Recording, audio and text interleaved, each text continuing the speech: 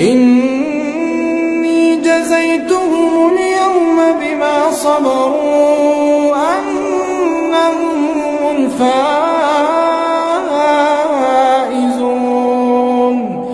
قال كم لبثتم في الأرض عدد سنين؟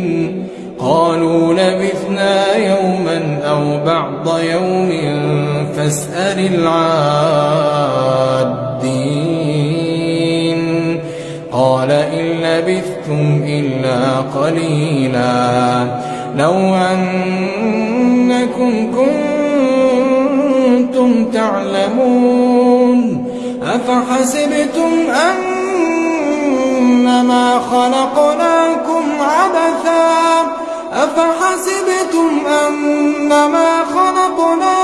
عبثا وأنكم إلينا